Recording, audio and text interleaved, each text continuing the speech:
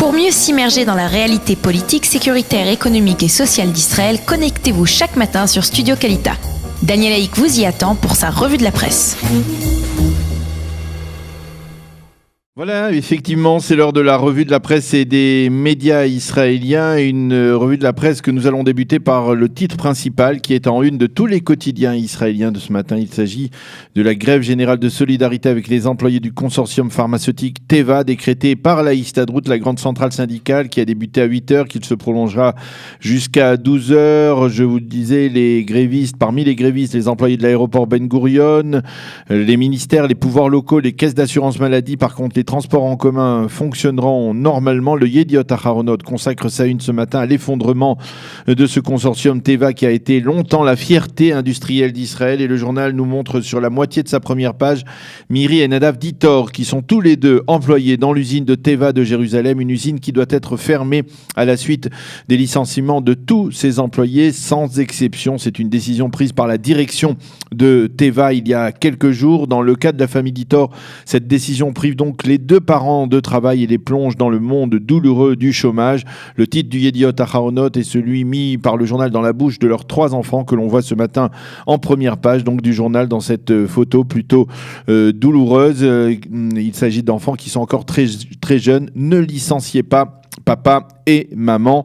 Le Israël Hayom lui aussi consacre sa une en grande partie à la crise sociale à Teva et le journal croit savoir que le gouvernement, qui n'a pas réellement de moyens de pression sur une société privée, a tout de même l'intention d'exiger des patrons de Teva qu'ils licencient moins d'employés en Israël que dans d'autres pays.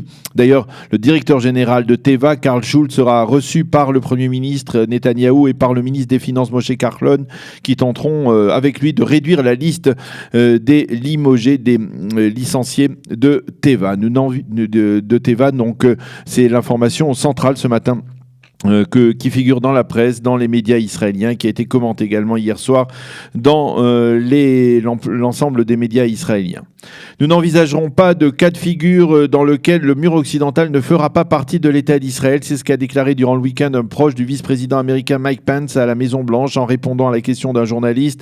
Le site NRG, qui reprend comme l'ensemble des médias et des journaux cette nouvelle déclaration, affirme qu'elle a été faite à quelques jours de la visite officielle que le vice-président américain doit effectuer à partir de mercredi en Israël et également en Égypte. La Maison-Blanche a appelé les Palestiniens à rejoindre la table des négociations et a déclaré que les Américains encourageaient les Égyptiens et les Saoudiens à faire pression sur l'autorité palestinienne afin qu'elle revienne s'asseoir à la table des négociations. Mais en réponse à ces pressions, Mahmoud Abbas a décidé de durcir le ton.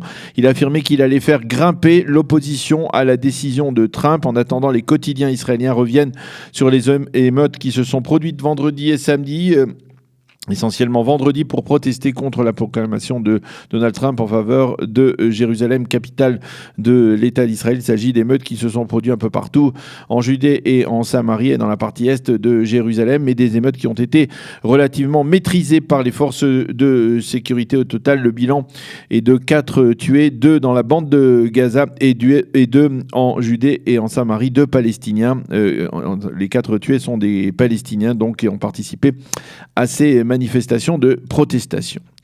Et toujours en rapport avec la décision de Donald Trump, le Israël Hayom a réussi à interviewer ce matin le président tchèque Miloš Zeman. Une interview dans laquelle le président tchèque a tenu des propos on ne peut plus chaleureux envers l'État d'Israël. Israël et son courage sont un modèle pour notre République, a-t-il affirmé, après avoir insisté sur sa décision de transférer son ambassade de Tel Aviv à Jérusalem. Zeman a réitéré sa décision d'adhérer au transfert donc, de l'ambassade de son pays de Tel Aviv à Jérusalem. Dans cet entretien, le président tchèque rappelle que son pays, ou plus exactement la Tchécoslovaquie, avait aidé l'État d'Israël en 1948 en lui fournissant des armes et qu'aujourd'hui il est reconnaissant lui-même à l'État d'Israël pour l'aide qu'il apporte à son pays. Et le site en français du Times of Israel cite ce matin en évidence les déclarations sans équivoque du ministre israélien de la Défense Avigdor Lieberman. Celui-ci a réagi vendredi aux menaces proférées par Mahmoud Abbas contre Israël après la déclaration de Donald Trump sur Jérusalem. Entre autres menaces, celle de mettre fin aux accords d'Oslo et donc à la coopération sécuritaire. Abbas est en vie aujourd'hui uniquement grâce à la coordination sécuritaire qui existe entre Israël et l'autorité palestinienne, a déclaré Avigdor Lieberman. La coordination sécuritaire n'est pas seulement l'intérêt d'Israël, c'est aussi beaucoup celui de l'autorité palestinienne et de Mahmoud Abbas. Fin de citation. Les sites d'information annoncent que plusieurs milliers de personnes, on va dire une dizaine de milliers selon les organisateurs, ont manifesté hier soir lors de la traditionnelle manifestation de protestation contre la corruption à la tête de l'État et contre la lenteur de la justice israélienne dans les affaires dans lesquelles le Premier ministre Netanyahou serait impliqué. L'orateur principal de cette soirée hier à Tel Aviv a été le Rav Yuval Sherloh de la branche modérée du mouvement sioniste religieux qui a affirmé que la corruption était une menace stratégique pour Israël et qu'elle risquait d'être un outil de manipulation. D'ailleurs, à ce propos, Dror Idar affirme ce matin dans un éditorial dans le Israël Hayom que le Rav Sherloh a lui-même été manipulé par les organisateurs de cette manifestation. Et effectivement, dans la mouvance sioniste religieuse, eh bien, on critique généralement la participation du Rav Sherloh à cette manifestation qui est considérée comme une manifestation à caractère politique. Le professeur Uzi Arad, qui fut dans le passé conseiller à la sécurité nationale de Binyamin Netanyahou, a affirmé toujours durant cette manifestation que le Premier ministre avait pris l'habitude d'interpréter la loi au lieu de la respecter. Le Haaretz, lui, rappelle que le Premier ministre Netanyahou a été interrogé vendredi pour la 7e fois pendant plusieurs heures dans les affaires 1000 et 2000. Apparemment, il s'agirait là du dernier interrogatoire du Premier ministre avant que les enquêteurs ne remettent leurs conclusions aux conseillers juridiques du gouvernement et au parquet. À la fin de l'interrogatoire, le Premier ministre a publié un post dans lequel il répète sa phrase clé dans ces affaires. « Il n'y aura rien, car il n'y a rien. Lo yeh kloum ki en kloum ». Le Israël Hayom se fait l'écho ce matin de ce qu'il appelle une tempête dans la mouvance sioniste religieuse à la suite des déclarations du colonel Matan, qui est le pilote de chasse religieux le plus haut gradé dans Tsahal. Le colonel Matan a suscité la critique dans cette mouvance pour avoir pris position en faveur de l'enrôlement des femmes soldates dans les unités combattantes de Tsahal. C'est un sujet de débat récurrent depuis plus d'un an dans la société israélienne et en particulier dans le cadre du mouvement sioniste religieux. Et le colonel Matan a lui affirmé que le service des soldats dans ces unités mixtes combattantes était important. Elles remplissent des fonctions qui contribuent à la défense de l'État d'Israël, a-t-il déclaré.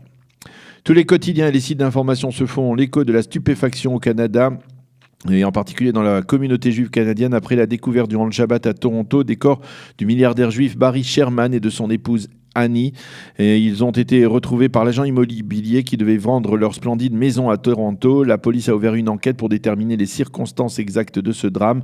Barry Sherman était le patron du plus important consortium pharmaceutique du Canada et sa fortune était évaluée à quelque 2,3 milliards de dollars. Il était connu pour sa générosité en faveur de la ville de Toronto. Le Premier ministre Justin Trudeau, le ministre de la Santé et le maire de Toronto ont exprimé leur douleur et leur stupéfaction à l'annonce de la disparition tragique de ce couple bien connu donc à Toronto. Et puis nous terminerons cette revue de la presse et des médias par le site Voilà qui se préoccupe ce matin des parents qui en cette fête de Hanouka n'ont pas les moyens de payer à leurs enfants des places de spectacle à l'un de ce que l'on appelle des festivals, c'est-à-dire les spectacles pour enfants qui se produisent un peu partout à travers le pays durant cette fête de Hanouka et qui font partie d'une certaine manière de la tradition sociale pendant cette fête. Et pour cela, donc, le site a recensé des dizaines d'attractions gratuites que l'on peut trouver pour réjouir les enfants et leur faire passer le temps pendant ces vacances de Hanouka. Il s'agit entre autres d'un festival de science-fiction, un festival du cinéma gratuit à Yerouham. Il faut aller jusqu'à Yerouham, mais c'est intéressant tout de même de visiter le Negev. Le journal parle également, le site Voilà parle également d'excursions sur les traces des Maccabim, comme celle que devrait nous présenter notre guide Daniel Porat ce matin dans quelques instants, et cela sans compter les multiples allumages de bougies en début de soirée dans les centres commerciaux qui sont souvent accompagnés d'attractions et de spectacles pour les plus jeunes. Voilà, c'est la fin de cette revue de la presse et des médias de ce matin. Il est 8h47 sur Studio Qualita. Nous allons marquer une pause musicale et on se retrouve, comme je vous le disais à l'instant, avec Daniel Porat, notre ami et guide, qui va nous conduire sur les traces des Maccabim. Pour mieux s'immerger dans la réalité politique, sécuritaire, économique et sociale d'Israël, connectez-vous chaque matin sur Studio Qualita. Daniel Haïk vous y attend pour sa revue de la presse.